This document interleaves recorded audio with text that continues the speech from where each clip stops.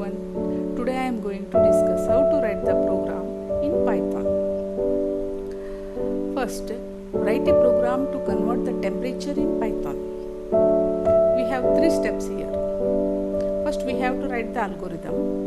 In these 3 steps, input, calculate and output. What is the input? Temperature in degrees Celsius is the input. What is the calculation? Fahrenheit calculation. The formula is here 9 divided by 5 plus 32. And third step, output. What we have to take output? Fahrenheit. See the program. Translate this algorithm into Python program. Our file name is convert.py. This is the comment sign. This one is the comment. After this def main, already I told in previous video, define the main. This is the input statement. To take the input from keyboard, Celsius value we are taking. After that we have to calculating the Fahrenheit value using this expression.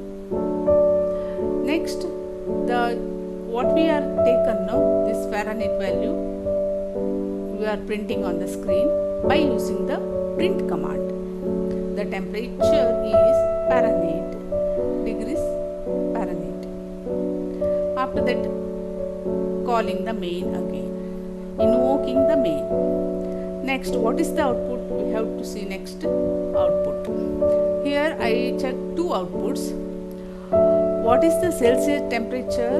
This is the question what we are given in the program. I inputted 0 value and my output is 32.0. Celsius is 0, Fahrenheit is 32.0. Second time again I executed, I inputted 100 and I am getting 212.0 degree Fahrenheit. Next, what are the elements of the program? In this program, what are the elements we have to study? Names and expression. What is that name and what is the expression? One by be clear. Names, it is technically we are calling identifier. Technically it is identifiers.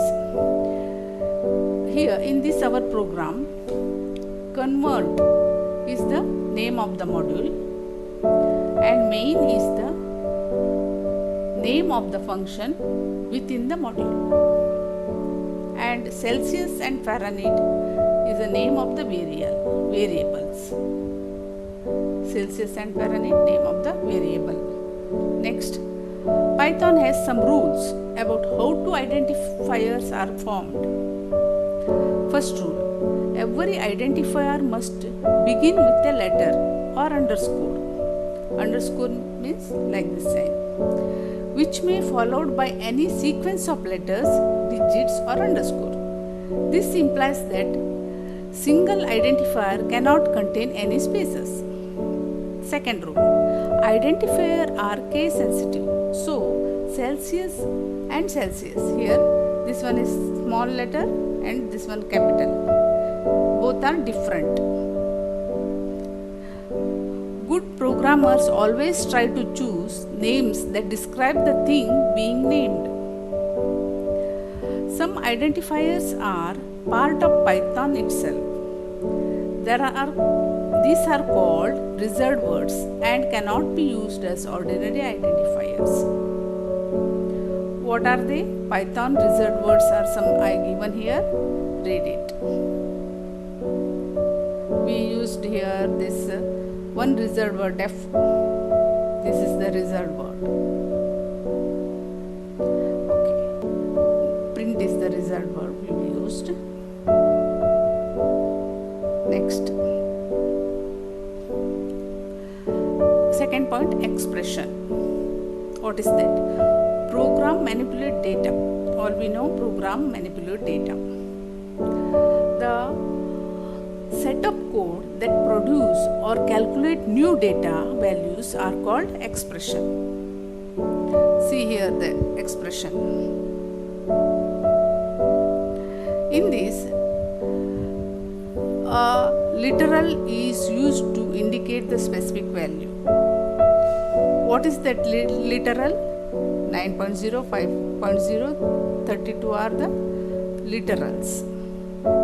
In this program, these are the literals.